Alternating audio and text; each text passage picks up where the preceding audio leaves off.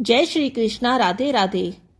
जब भी हम असहाय महसूस करते हैं, परेशानियों से घिरे रहते हैं, कोई रास्ता नजर नहीं आता, तब एक प्रश्न बार बार हमारे मन में आता है। मैं अपना काम हमेशा ईमानदारी से करता हूँ, कभी किसी का बुरा नहीं सोचता, फिर भी मुझे इतने दुख क्यों मिलते हैं? जबकि कोई दूसरा जो हमेशा अपना काम बेईमानी से करता है और हमेशा दूसरों का बुरा करता है, उसे कोई दंड नहीं मिलता या फिर बहुत थोड़ा सा दंड मिलता है। इतनी छोटी सी गलती की मुझे इतनी बड़ी सजा मिलती है।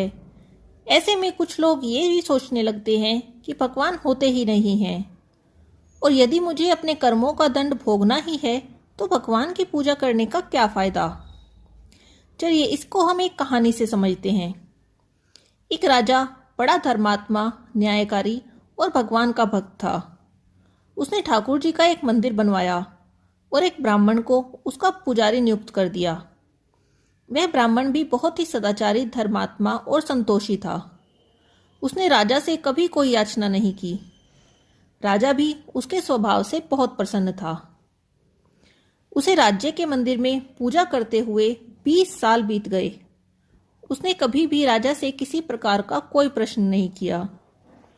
राजा के यहाँ एक लड़का पैदा हुआ। राजा ने उसे पढ़ा लिखा कर विद्वान बनाया और बड़ा होने पर उसकी शादी एक सुंदर राजकन्या से करा दी। शादी करने के बाद जिस दिन राजकन्या को राजमहल में लेकर आए, उस रात राजकुमारी को नींद नहीं आ रही थी। वह इधर उधर घूमने लगी। घूमते घूमते जब वह अपने पति के पलंग के पास गई तो क्या देखती है, एक हीरे जवाहरात लगी तलवार पड़ी है। जब उस राजकन्या ने देखने के लिए वह तलवार उठाई तो देखते ही देखते उसने उसे म्यान से बाहर निकाल दिया। बहुत तीक्ष्ण धार थी उसकी। तभी अचानक आकाश में बिजली कड़क उठी। बिजली कड़कने से ही राजकुमारी अचानक से डर गई और डर के मारे उसके हाथ से तलवार गिर गई और वह तलवार सीधा राजकुमार की गर्दन पर जा गिरी।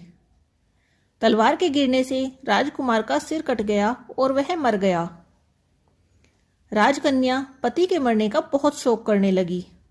उसने भगवान से प्रार्थना की, हे भगवान, मुझसे अचानक ये कैसा पाप हो गया। मेरे ही पति की मृत्यु मेरे हाथों हो गई, पर आप जानते हैं मैं ऐसा नहीं करना चाहती थी। ये सब अचानक हुआ, लेकिन मैं ये सच किसी से नहीं बता सकती। इससे तो मेरे माता पिता और सास ससुर पर कलंक लगेगा। मेरी बात पर कोई भी विश्वास नहीं करेगा। सब मेरे माता पिता को दोष देंगे। सब कहेंगे कि यह सब इसके माता पिता की ही चाल है कि राजकुमार को मरवा दिया जाए। इसी उधेड़बुन में पूरी रात बीत गई। सुबह हुई तो पुजारी मंदिर का द्वार खोलने आए। द्वार खुलने की आवाज पर राजकुमारी का ध्यान उस ओर गया। पुजारी को देखकर उसके मन में एक विचार आया। उसने जोर जोर से रोना शुरू कर दिया और कहने लगी, मेरे पति को कोई मार गया। राजकुमारी का रोने के स्वर सुनकर लोग इकट्ठा होने लगे। राजा भी आ गए। राजा ने आकर पूछा, किसने मारा है? वह बोली, मैं नहीं जानती कौन था, परंतु मैंने उसे मंदिर में जाते हुए देखा है। राजा समेत सब लोग ठाकुर जी के मंदिर में गए और ब्राह्मण को पूजा करते हुए देखा। ब्राह्मण को पकड़ लिया गया और पूछा गया, तुमने राजकुमार को क्यों मारा? ब्राह्मण ने कहा, मैंने राजकुमार को नहीं मारा। मैं तो उनके भवन में गया भी नहीं। भगवान साक्षी हैं। बिना देखे किसी पर अपराध का दोष लगाना ठीक नहीं होता। पर ब्राह्मण की बात कोई नहीं सुन रहा था। सब राजकुमारी का ही विश्वास कर रहे थे। राजा के दिल में बार बार आ रहा था कि यह ब्राह्मण निर्दोष है, परंतु जब कोई नहीं माना, कोई सबूत नहीं था, तो राजा ने ब्राह्मण से कहा, मैं तुम्हें प्राणदंड नहीं देना चाहता, लेकिन जिस हाथ से तुमने मेरे पुत्र को मारा है वह हाथ कटवाने का मैं आदेश देता हूं। ऐसा कहकर राजा ने उसका हाथ कटवा दिया। ब्राह्मण बहुत दुखी हुआ और राजा को अधर्मी जानकर उसका देश छोड़कर चला गया।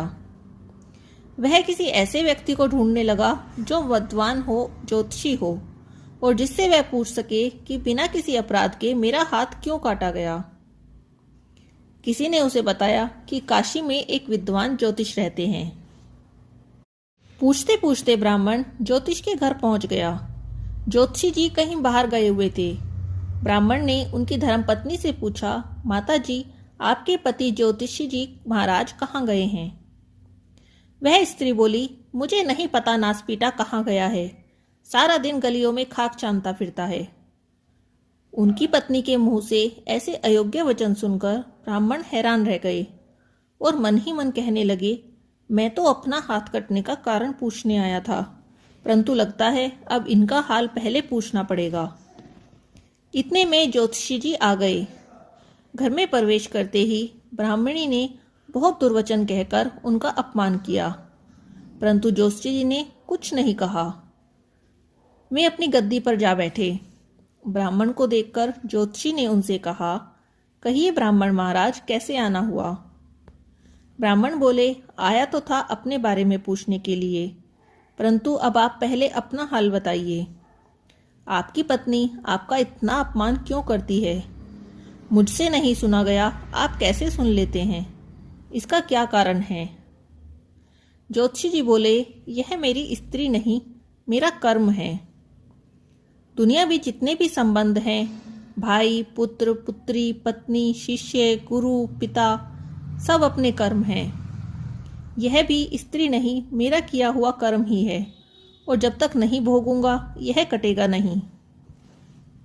इसीलिए अपने कर्म को खुशी से भोग रहा हूँ। अपमान के बदले कड़वे वचन नहीं बोलता, क्योंकि अगर आज कड़वे वचन बोलूंगा तो इसके आगे इस कर्म का फल भोगना पड़ेगा। ब्राह्मण देवता ने हैरानी से पूछा, महाराज, आपने ऐसा क्या कर्म किया था? ज्योतिषी बोले, सुनिए, पूर्व जन्म में मैं कौवा था और मेरी स्त्री हिरनी थी। इसकी पीठ पर फोड़ा था। फोड़े की पीड़ा से यह बहुत दुखी रहती थी और कमजोर भी हो गई थी। मैं दुष्ट स्वभाव का था। मैं इसके फोड़े में चोंच मारकर इसे बहुत ज्यादा दुखी करना चाहता था। जब दर्द के कारण यह कूदती थी तो मैं खुश होता था। मेरे डर के कारण यह हमेशा छुपी रहती थी, बाहर नहीं निकलती थी, परंतु मैं इसे ढूंढता फिरता था। एक दिन की बात है, मैंने इसे देखते ही इसकी पीठ पर जोर से चोंच मारी तो मेरी चोंच इसकी हड्डी में फंस गई। इसने बहुत प्रयास किया, फिर भी चोंच नहीं निकली। मैंने भी चोंच निकालने का प्रयास किया, लेकिन नहीं निकाल सका। पानी के भय से यह दुष्ट मुझे छोड़ देगा, ऐसा सोचकर वह नदी में कूद गई, परंतु मेरी चोंच वहां भी नहीं निकली। नदी का बहाव तेज था, हम दोनों बह गए और मर गए। अब इस जन्म में यह मेरी स्त्री हुई है, जो मेरे मरने तक अपने मुंह से गालियां देकर मुझे दुख देगी, और मैं भी इसे पूर्व कर्मों का फल समझकर सहन करूंगा। इसका दोष नहीं मानूंगा, क्योंकि यह मेरे किए कर्मों का ही फल है। इसीलिए मैं शांत रहता हूं। अब आप अपना प्रश्न पूछिए। ब्राह्मण ने अब सब समाचार उन्हें सुनाया और पूछा, अधर्मी पापी राजा ने मुझ निरपराध का हाथ क्यों काट दिया? ज्योतिषी ने कहा, राजा ने आपका हाथ नहीं काटा, आपके कर्म के कारण ही आपका हाथ कटा है। ब्राह्मण बोले, वो कैसे? ज्योतिषी ने कहा, पूर्व जन्म में आप तपस्वी थे, राजकन्या गाय थी और वह राजकुमार कसाई था। वह कसाई जब गाय को मारने लगा तब गाय बेचारी जान बचाकर सामने के जंगल में भाग गई। पीछे से कसाई आया और आपसे पूछा, इधर कोई गाय गई है? आपका प्रण था कि झूठ नहीं बोलूंगा, तो जिस तरफ गाय गई थी उस तरफ आपने हाथ से इशारा कर दिया। कसाई ने जाकर गाय को मार डाला। कसाई ने उस गाय को हंसिए से सिर काटकर मारा था। इसी कारण राजकन्या के हाथों तलवार गिरने से राजकुमार का सिर कट गया और वह मर गया। वह अपना कर्म फल देकर निर्वृत्त हो गया। तुमने जो हाथ का इशारा किया था, उस पाप कर्म के कारण तुम्हारा हाथ कटवा दिया गया। इसमें दोष तुम्हारा है, किसी और का नहीं। ऐसा सोचकर अब सुखपूर्वक अपना जीवन व्यतीत करो। वह ब्राह्मण अब अपने कर्म फल की बात को अच्छी तरह से समझ गए थे, सो उन्होंने राजा को क्षमा कर दिया और अपने राज्य में वापस लौट आए। इसी तरह हमारे द्वारा रोजाना सैकड़ों अच्छे बुरे कर्म किए जाते हैं और उनका फल हमें देर सवेर भोगना ही पड़ता है। अच्छे कर्मों का फल अच्छे रूप में सामने आता है, जबकि बुरे कर्मों का फल दुख और परेशानियों के रूप में सामने आता है। और दुख परेशानी आने पर हम घबरा जाते हैं और भगवान को दोष देने लगते हैं, जबकि ये हमारे ही कर्मों का फल है।